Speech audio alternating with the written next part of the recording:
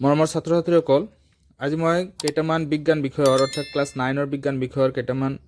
MCQ প্ৰশ্ন আলোচনা কৰিম। তো এইটো আমাৰ কি district level internal examination committee Kamrup annual examination 2022 আৰু 23। তো 2023 বৰ্ষ আৰু 22 বৰ্ষৰ যেটো পৰীক্ষা আছিল সেই পৰীক্ষাৰ যিকেইটা MCQ প্ৰশ্ন আহিছে সেইকেইটা আলোচনা কৰিম। তো ভিডিওটো আৰম্ভ কৰোঁ এতিয়া। ইয়াত 1 নম্বৰ প্ৰশ্নটো আৰম্ভ কৰোঁ। 1 নম্বৰ প্ৰশ্নটোত কোৱা হৈছে কি শুদ্ধ উত্তৰটো বাছি উলিয়া। তে ইয়াত কি কোৱা হৈছে যে পদাৰ্থৰ সৰলতম অৱস্থাটো কি হ'ব। তো পদাৰ্থৰ সৰলতম অৱস্থাটো আমাৰ ইয়াৰ 4টা অপচন আছে। ইয়াৰ ভিতৰত এটা হ'ল এলিমেন্ট অৰ্থাৎ মৌল, মিশ্ৰণ, যৌগ, ভৰ। তো এই 4টাৰ ভিতৰত আমাৰ মৌলটো শুদ্ধ, যে পদাৰ্থৰ সৰলতম অর্থাৎ একদম প্রথম অবস্থাটো কি হ'ব মৌল। কারণ মিশ্রণ যদিও হয়ে থাকে তথাপি হি কি হ'ব তাত প্রথম অবস্থাত মৌল হিসাবে আছিলে। বিভিন্ন মৌল একেলগ কি হৈছে মিশ্রণ হৈছে। বেলেগ বেলেগ ধৰণৰ কি পদাৰ্থ একেলগ থাকিলে তাক মিশ্ৰণ বুলি কোৱা হয়। তো যৌগটো দুটা বা তাতকৈ বেছি কি যৌগ মৌল লগ লাগি যৌগ গঠন কৰে, এটো নহব। ভৰটো বেলেগ। এটা আছিল আমাৰ 1 নম্বৰ প্ৰশ্ন। তাৰ পিছত 2 নম্বৰটো হৈছে তলৰ কোনটোৱে টিন্ডেল প্ৰভাৱ দেখুৱায়। টিন্ডেল প্ৰভাৱ দেখুৱা ইয়াৰ ভিতৰত আছে কি আমাৰ ষ্টাৰ সলিউশন, যেটো নেকি পোহৰ পৰিলে আমাৰ কি হয় পোহৰটো চাৰিওফালে ছিটিকে যায়। এটো হল আমাৰ টিন্ডেল প্ৰভাৱৰ, এটো আমাৰ শুদ্ধ আনসাৰ ষ্টাৰ সলিউশন হ'ব। তাৰ পিছত 3 নম্বৰ প্ৰশ্নটো হৈছে ক্যালসিয়াম কাৰ্বনেটৰ ৰাসায়নিক সংকেত হল। ক্যালসিয়াম কাৰ্বনেটৰ ৰাসায়নিক সংকেতটো আমাৰ কি হ'ব। ইয়াৰ ভিতৰত কি দিছে ক্যালসিয়াম কাৰ্বনেট ইয়াত প্ৰত্যেকৰে সংকেত দিয়া আছে A B C D। ইয়াৰ ভিতৰত কোনটো হ'ব। তো ক্যালসিয়ামৰ যোজ্যতা কিমান 2 আৰু কাৰ্বনেটৰ যোজ্যতাও 2, গতিকে আমাৰ এইটো শুদ্ধ আনসাৰ হ'ব। গতিকে 2 আৰু 2 ক্যান্সেল হ'ব, এই কাৰণে আমাৰ কি হ'ব এইটো আমাৰ শুদ্ধ আনসাৰ হ'ব। তো যদি আমি কি কৰো এনেকৈ বুজাই দিও যে ক্যালসিয়াম আমাৰ যেটো সংকেত লেখা নিয়ম আছে ক্যালসিয়ামৰ 2 আৰু কাৰ্বনেটৰ 2 -2 ইয়াতে থাকে, গতিকে 2 হ'ব। তো 2 এনেকা ক্রস কৰিলে এনেকা হ'ব ক্যালসিয়াম টু কাৰ্বনেট 2, গতিকে ইয়াত 2 ক্যান্সেল হৈ যাব, কমন গলে এই 2 ক্যান্সেল হৈ যায়, গতিকে ক্যালসিয়াম কাৰ্বনেট এনেকা হ'ব। এতিয়া আমাৰ এটো হ'ব কি সংকেত, গতিকে আমাৰ এই নম্বৰ অপচনটো শুদ্ধ। তাৰ পিছত 4 নম্বৰ প্ৰশ্নটো কৈছে কি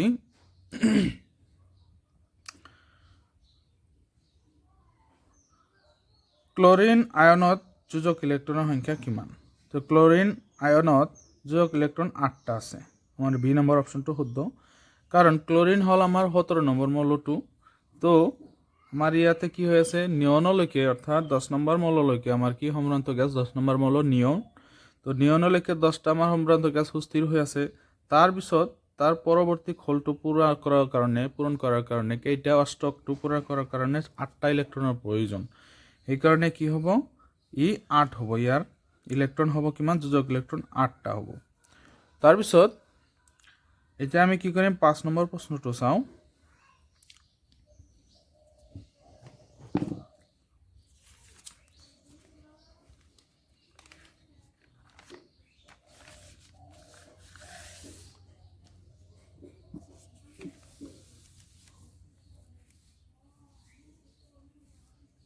এটা আমাৰ 5 নম্বৰ প্ৰশ্নৰ তলৰ কোনবিধ কোষ অঙ্গাণু কোষৰ শক্তিৰ ঘৰ বুলি কোৱা হয়। তো ইয়াত আমাৰ অপশন দি আছে, এটা হল লাইসোজোম, এটা হল প্লাস্টিড, এটা হল মাইটোকন্ড্রিয়া, গোলগি অঙ্গ। ইয়াৰ ভিতৰত শক্তিৰ ঘৰ অৰ্থাৎ শক্তিৰ ঘৰ থকা মানে শক্তি পোৱা যায় কৰ পৰা মাইটোকন্ড্ৰিয়াৰ পৰা, অৰ্থাৎ কোষৰ এইটো অঙ্গাণু যেটো অঙ্গাণুৰ পৰা কি হয় কোষে শক্তি লাভ কৰে, এইটো হল আমাৰ মাইটোকন্ড্ৰিয়া। তো এইটো হল আমাৰ এতিয়া 6 নম্বৰ প্ৰশ্নটো হল যে সংযোজক কলাৰ এবিধ উদাহৰণ হল সংযোজক কলাৰ উদাহৰণটো হ'ল ইয়াৰ ভিতৰত কোনটো হ'ব সংযোজক কলা হ'ল আমাৰ কি তেজ ই কি কৰে সংযোগ স্থাপন কৰে এঠাইৰ পৰা আন ঠাইলৈ যায় মগজুৰ পৰা একেবাৰে ভৰিলৈকে বা দেহৰ প্ৰতিটো অংগতে ই কি ঘূৰা-ঘূৰি কৰে তেজটো হ'ব আমাৰ কি সংযোজক কলা তাৰপিছত এতিয়া আমাৰ 7 নম্বৰ প্ৰশ্নটো হ'ল যে জেলি মাছ কোনটো পৰ্বৰ অন্তৰ্গত জেলি মাছটো ইয়াত দিছে মাছ সৰীসৃপ একনলদেহী প্ৰাণী সন্ধিপদী প্ৰাণী তো এই চাৰিটাৰ ভিতৰত আমাৰ সিলেন্টেৰেটা যেটো একনলদেহী প্ৰাণী এইটোত পৰিব কি এই পৰ্বৰ অন্তৰ্গত হ'ব জেলি মাছটো জেলি মাছ কি সি নম্বৰ অপশন সিলেন্টেৰেটা অৰ্থাৎ একনলদেহী প্ৰাণীৰ অন্তৰ্গত এইটো তো আমি 6 নম্বৰ অৰ্থাৎ 7 নম্বৰ প্ৰশ্নৰ সমাধান আমি পালো এটা আমি 8 নম্বৰ প্ৰশ্নত যাও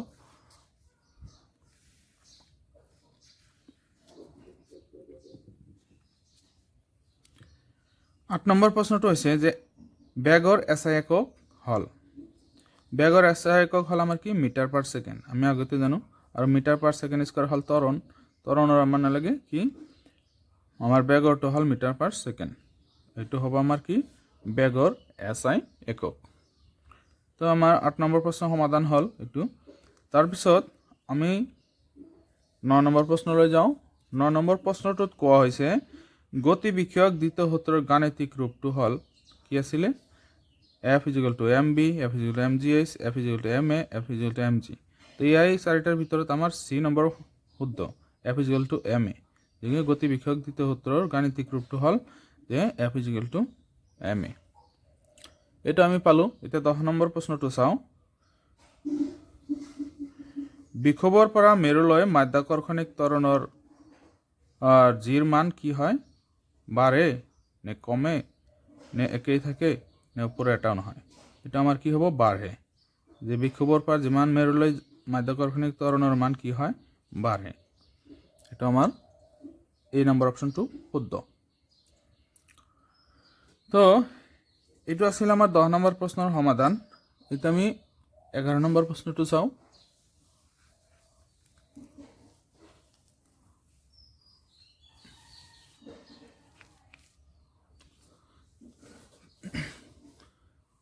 তো ইয়াত 11 নম্বৰ প্ৰশ্নটো হৈছে কি যে শক্তিৰ বাণিজ্যিক একক হল ওয়াট কিলোওয়াট ঘন্টা নাইবা জুল ঘন্টা কোনটো হ'ব এই চাৰিটাৰ ভিতৰত হল আমাৰ বাণিজ্যিক একক কিলোওয়াট ঘন্টা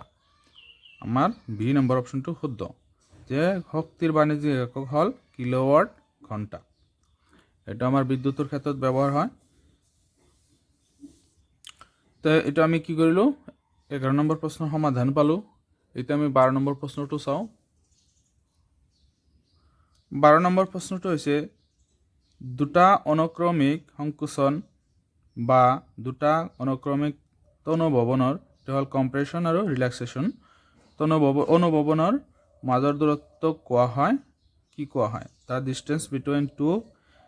consecutive compressions or two consecutive refractions is called কি বুলি কোৱা হয় তৰংগ দৈৰ্ঘ্য বুলি কোৱা হয় এই চাৰিটাৰ ভিতৰত আছে এটা হল তৰংগ দৈৰ্ঘ্য কম্পানাঙ্ক মিটাৰ বিস্তাৰ ইয়াৰ ভিতৰত ওয়েভলেন্থটো হ'ব আমাৰ কি যে দুটা সংকোচন আৰু প্ৰসাৰণৰ মাজৰ দূৰত্বক কি বুলি কোৱা হয় তৰংগ দৈৰ্ঘ্য বুলি কোৱা হয় তো 12 নম্বৰ প্ৰশ্নৰ সমাধান আমি পালো এই নম্বৰ অপশনটো আমাৰ শুদ্ধ এটা আমি 13 নম্বৰ প্ৰশ্নটো চাও 13 নম্বৰ প্ৰশ্নটোত কৈছে যে কোনে স্মল পক্স হৰুৱাই চিটা আৱিষ্কাৰ কৰিছিল ইয়াৰ ভিতৰত আমাৰ কি আছে এডওয়াৰ্ড জেনা বেৰি মাৰ্সেল ৰবিন ওয়াৰেন ৰবাৰ্ট হুক ইয়াৰ ভিতৰত আমাৰ 1 নম্বৰ অৰ্থাৎ এই নম্বৰ অপশনটো শুদ্ধ এডওয়াৰ্ড জেনাৰে কি কৰিছিল স্মল পক্স অৰ্থাৎ হৰুৱাই নামৰ বেমাৰটো আৱিষ্কাৰ কৰিছিল তেতিয়া 14 নম্বৰ প্ৰশ্নটো আমি চাও 14 নম্বৰ প্ৰশ্নটো কৈছে ভাৰতবৰ্ষত বৃষ্টিপাত হোৱাৰ কাৰণটো কি ইয়াৰ ভিতৰত কোনটো হ'ব যে নর্থ ইস্ট মনসুন উত্তর পূব মৌসুমী বায়ু নে সাউথ ইস্ট অর্থাৎ দক্ষিণ পূর্ব মৌসুমী বায়ু নাইবাতো ইয়াত আৰু কি দিছে উত্তৰ পশ্চিম মৌচুমী বায়ু উত্তৰ দক্ষিণ মৌচুমী বায়ু এই চাৰিটাৰ ভিতৰত কোনটো শুদ্ধ হ'ব এই চাৰিটাৰ ভিতৰত হ'ল আমাৰ দক্ষিণ পূব মৌচুমী বায়ু এইটো নহয় এইটো হ'ব আমাৰ শুদ্ধ দক্ষিণ পূব মৌচুমী বায়ু এই 14 নম্বৰ প্ৰশ্নৰ সমাধান আমি পালো এতিয়া 15 নম্বৰ প্ৰশ্নটো আমি চাওঁ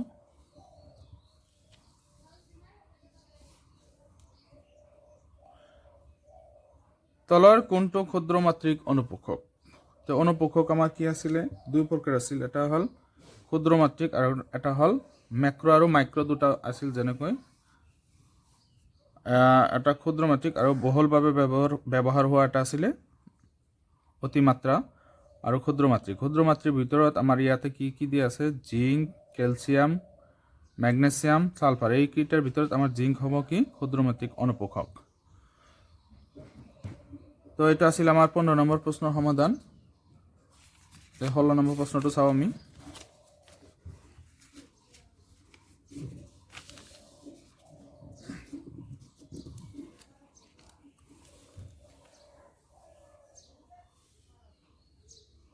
তো 16 নম্বৰ প্ৰশ্নটো হৈছে ব্যৱসায়িক ভিত্তিক পালন কৰা ভাৰতীয় থলুৱা মৌমাখিবিধ হল Apis cerana indica Apis dorsata ৰকবি লিটল বি এই কেইটাৰ ভিতৰত আমাৰ এপিস সেৰেনা ইন্ডিকা এইটো হ'ব আমাৰ কি ভাৰতীয় থলুৱা মৌমাখি এপিস সেৰেনা ইন্ডিকা এইটো আমাৰ ভাৰতীয় থলুৱা মৌমাখি এইটো আমাৰ শুদ্ধ হ'ব তো ইয়াত এতিয়া আমি 17 নম্বৰ প্ৰশ্নটো চাও The percentage of nitrogen in atmosphere is যে বায়ুমণ্ডলত থকা নাইট্ৰজেনৰ পৰিমাণ হল